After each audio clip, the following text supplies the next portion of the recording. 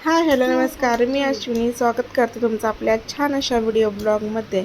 तर दादाला एवढी उठवायची तळमळ कृष्णाची का चाललेली आहे हे तुम्हाला पुढे पाहायलाच मिळेल.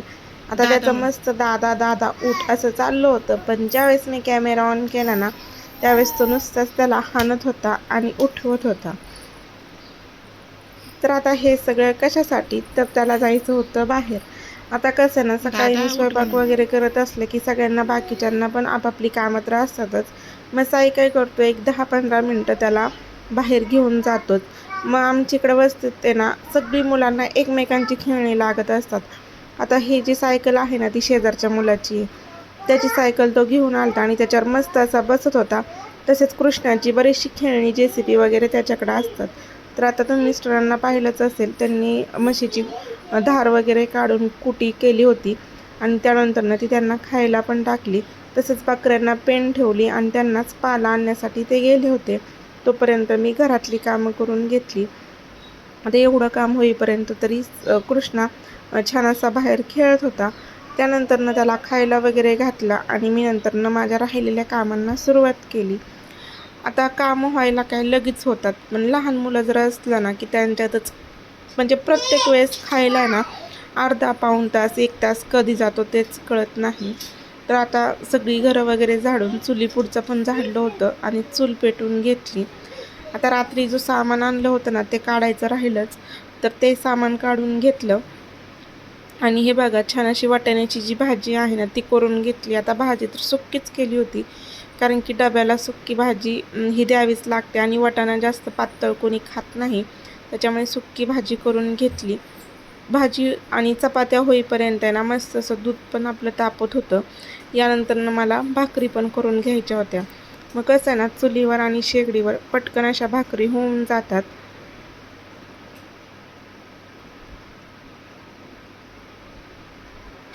तर अशा मोठमोठ्या चपात्या मी करून घेत असते. आता चपात्या करता करताना मध्येच उठायला लागलं. सकाळी तर एक चहा झाला होता, पण दुसरा चहा परत ठेवला, कारण की आमची इथे ना चहा चपातीचा नाश्ता होतो.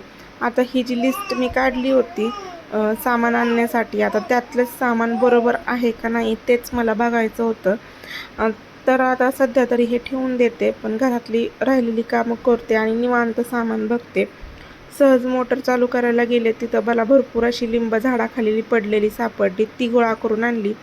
आज तरी वातावरण पावसाचं झालं होतं. भाजीला काय नव्हतं, वाटाणा सुक्का काही पुरणार नव्हता, त्याच्यामुळे शेजाऱ्यांच्या घरी गेले. त्यांच्या अंगणातली छान अशी वांगी तोडून आणली आणि त्याचंच भरीत करायला घेतलं होतं. आता कृष्णाला खायला करून तास झाला, पण तो काही घरी नव्हता. तर बघा, या इकडे आता माझा सगळा स्वयंपाक करून झाला होता. कांदे पण संपले होते, ते पण कांदे रानातून आणले, कारण की एकदा का वाखारीतून कांदा व्यापाऱ्याकडे गेला की मग तो घरी खायला मिळणार नाही. आता जेवढं सामान होतं ना ते म्हटलं कृष्णा यायच्या आधी ना पटकन भरून ठेवावं, कारण की कृष्ण आल्यावर हे तर काही काम होणार नव्हतं.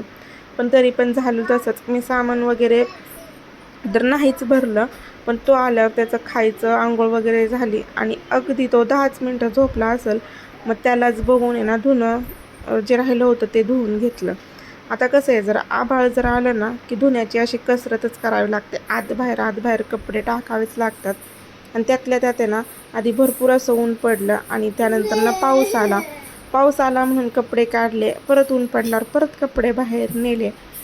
आता वातावरणच असं आहे, त्याच्यामुळे कपड्यांची आत बाहेर तर करावेच लागतात.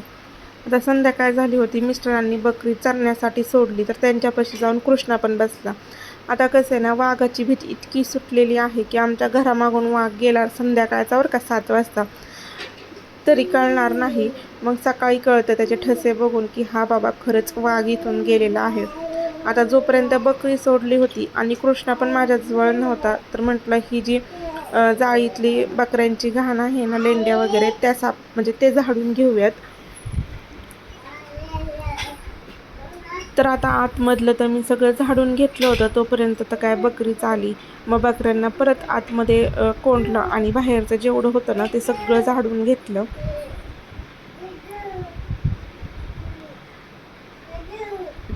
तर आता माझं म्हशी पाणी वगैरे पाजणं पण झालं होतं, त्यांना खायला टाकणं पण झालं होतं. आता फक्त हे जे बकऱ्यांचं आहे ना ते झाडून घेते. आणि साईने तर काय आज दिवसभर अभ्यासच केला नव्हता. परीक्षा जवळ आली त्याच्यामुळे त्याला म्हटलं अभ्यासाला बस. त्यावेळेस तो अभ्यासाला बसला आणि त्यानंतर तो मला एक चिठ्ठी दाखवत होता. त्यामध्ये आहे ना त्याच्या क्लासमधल्या मुलींनी त्याला एक पत्ता दिला होता.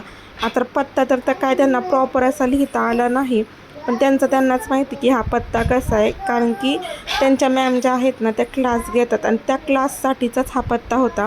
म्हणजे त्यात एक घर दाखवलं, एक मंदिर दाखवलं होतं, किंवा रस्त्यात जो एक रस्ता दाखवला होता तिथं क्लास आहे असं त्यांचं होतं.